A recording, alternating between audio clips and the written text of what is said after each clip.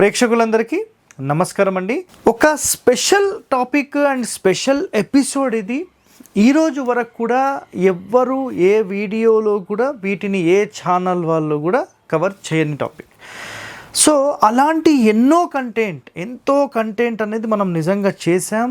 నిజంగా అలాంటి ఎన్నో ఎపిసోడ్స్ కూడా మనం చేసాం. ఎక్కడ లేనటువంటి మన శాస్త్రాల్లో చెప్పిన ఎంతో డెప్త్ సమాచారం అంతా తీసుకుని వచ్చి మీ ముందు మనం పెడుతూ ఉన్నాం.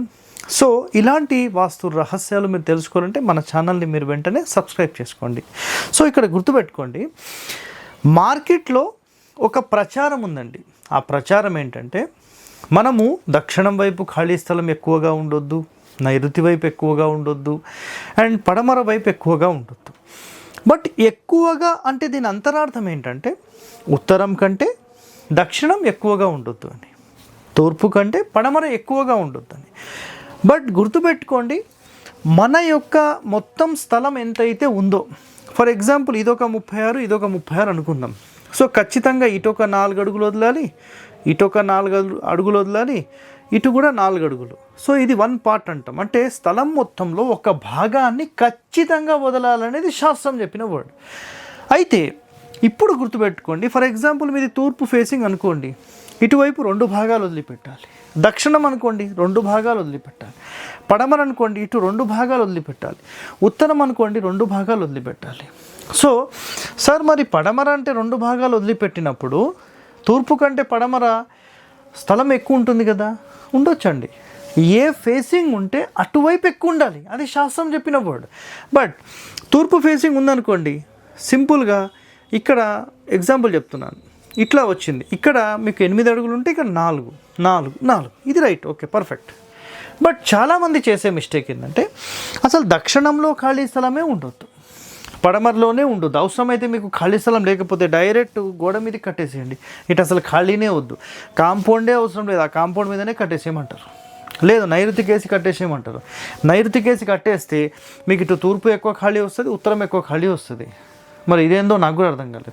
అట్లనే పడమర కేసి కట్టేసేయండి, లేదంటే వాయువ్యానికి కేసి కట్టేసేయండి. సో ఇలాంటి చాలా మిస్టేక్స్ అనేవి చేస్తూ ఉన్నారండి.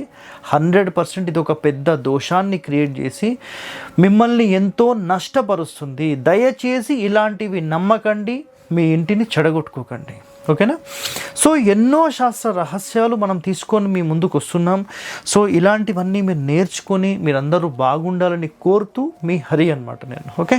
సో గుర్తుపెట్టుకోండి, ఖచ్చితంగా ఒక నియమం ఏంటంటే, మన వెడల్పు కానీ పొడవులో కానీ ఎటువైపు జరిపి ఇల్లు కట్టినా 1/9 మ్యాండేట్ అని రాసాం. అంటే ఒక భాగం 9 భాగాల స్థలాన్ని డివైడ్ చేసి ఒక భాగం పడమర దక్షిణం ఉత్తరం ఖాళీ వదలాలి. తూర్పు ఫేసింగ్ అయితే, మిగతా ఫేసింగ్లు అయితే మిగతా వైపులో ఒక్కొక్క భాగం వదిలి ఎటు ఫేసింగ్ ఉంటే అటు ఎక్కువ ఖాళీ వదలాలి, సింపుల్.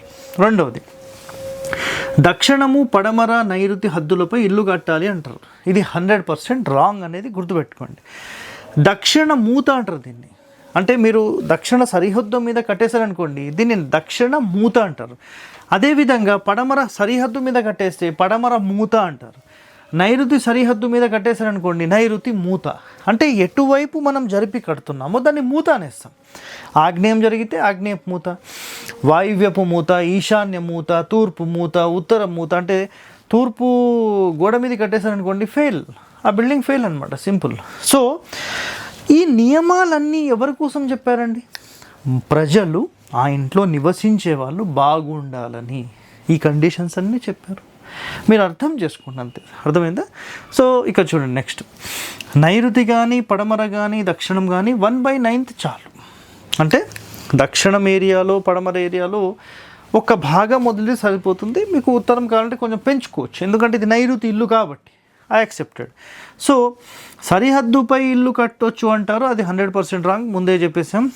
ఇప్పుడు ఫర్ ఎగ్జాంపుల్ చూడండి, మన ఇల్లు ఇది తూర్పు ఫేసింగ్ అనుకోండి, లేదంటే ఏదైనా ఫేసింగ్ ఇట్లా, ఇది తూర్పు కదండి, తూర్పు పడమర దక్షిణం ఉత్తరం. సో ఇలా మన ఇల్లు ఆగ్నేయానికి వేసి కట్టేసామనుకోండి, ఇది ఇల్లు అండి, ఇలా కట్టేసామనుకోండి, ఏం జరుగుతుంది అంటే, ఆగ్నేయంలో కడితే ధననాశనము, కష్టములు, తరచు అమ్మకము. అంటే ఇలాంటి స్థలం, ఒకవేళ ఇలాంటి స్థలంలో మీరు ఇల్లు ఇలా కట్టినా ఎవరన్నా బిల్డర్ మీకు అప్పచెప్పినా ఇది తరచూ రీసేల్ ప్రాపర్టీ కిందకే వెళ్ళిపోతుంది. ఇక్కడ ఎవరు నివసించలేరు. ఏమవుతుంది? ధననాశనము, కష్టాలన్నీ వచ్చి మీరు ఇల్లు అమ్ముకొని పోయే పరిస్థితి తీసుకొని వస్తుంది. నైరుతి కట్టేశారనుకోండి, ఇప్పుడు ఇలా నైరుతి కట్టేశారు, తూర్పులో ఖాళీ పెట్టేశారు అనుకోండి, ఓకేనా? ఇలా కట్టేస్తే అపకీర్తి, బంధనము, కష్టములు, వంశహాని, ప్రధాన వ్యక్తి లేకపోవడం, ఇవన్నీ జరుగుతాయి. ఇవన్నీ అవసరం అండి మనకు. గుర్తుపెట్టుకోండి, సలహా ఇచ్చేవాడు గనక సరైన నాలెడ్జ్ లేనివాడైతే నష్టపోయేది మీరే. అదొక్కటి మైండ్లో పెట్టుకొని ముందుకెళ్ళండి. ఓకే, నెక్స్ట్, ఒకవేళ వాయువ్యంలో కడితే, ఫర్ ఎగ్జాంపుల్ ఇది నైరుతి అనుకున్నామండి మనం, ఓకేనా? సో పడమరైనా దక్షిణమైనా ఏది మనం కట్టకూడదు. సో ఇక్కడ స్పెషల్గా ఎందుకు ఇవి చెప్పారంటే 100% అసలు మనం ఇలాంటివి కట్టొద్దు. ఇలా వాయువ్యానికి వేసి కట్టాను అనుకోండి, ధనక్షీణము, విధవలుగా మారడము, సో ఇవన్నీ నష్టాలు. సో ఈశాన్యం కూడా 100% కట్టకూడదు. ఓకే, సో నెక్స్ట్ దక్షిణంలో కడితే, సో ఇదంతా కాదండి, మేము ఓన్లీ దక్షిణం వైపే కట్టేస్తాం. ఇక చూడండి, ఇలా కట్టేశారు అనుకోండి, దక్షిణం వైపే కట్టేశారు, తూర్పు ఖాళీ ఉంది, ఉత్తరం ఉంది, పడమర ఉంది. సో ఇలా కడితే దీన్ని అంగన దోషము అంటారు. అర్థమైందా? సో తద్వారా ఏం జరుగుతుంది అంటే శ్రీహాని. శ్రీహాని అంటే స్త్రీ ఉండకపోవడం, లేదంటే కంప్లీట్గా ఆడవాళ్ళే ఇంట్లో ఉండకపోవడం, ఎన్నో కష్టాలు పడడము, లేదంటే మేజర్ హెల్త్ ప్రాబ్లమ్స్ రావడము, దాని తర్వాత సంతాన నష్టము, అధిక శ్రమ ఉంటుంది, అనారోగ్యము, ధనహాని. అసలు ఈ సమస్యలన్నీ మనకు అవసరమా అండి? అవన్నీ అవసరం లేదు కదా. సింపుల్గా గుర్తుపెట్టేసుకోండి, నేను ఇక్కడ మీకు సింపుల్గా చూపించేస్తున్నాను. మీరు అన్ని వైపులా ఖచ్చితంగా ఇటొక భాగం, ఇటొక భాగం, ఇటొక భాగం, ఇటు 2 భాగాలు, ఈ విధంగా ఇల్లు కట్టండి. మీకు ఎలాంటి సమస్య 100% ఉంటుంది. నాకు తూర్పు ఎక్కువ కావాలి, నాకు ఉత్తరం ఎక్కువ వద్దు, నాకు దక్షిణం ఎక్కువ కావాలి, నాకు తూర్పు ఉత్తరాలే ఎక్కువ ఉండాలి, ఇవన్నీ కాదండి. ఏ రోడ్ ఫేసింగ్ ఉంటే అటు ఎక్కువ ఉండాలి, లేదా మీ వర్గు ప్రకారం ఖచ్చితంగా ఆ దిశలో మీ ఇల్లు నిర్మాణం ఉండాలి. సో ఇందులో ఒక సీక్రెట్ కూడా చెప్తాను, గుర్తుపెట్టుకోండి. తూర్పు ఖండం ఇల్లు, తూర్పు ఇల్లు అంటారు దాన్ని.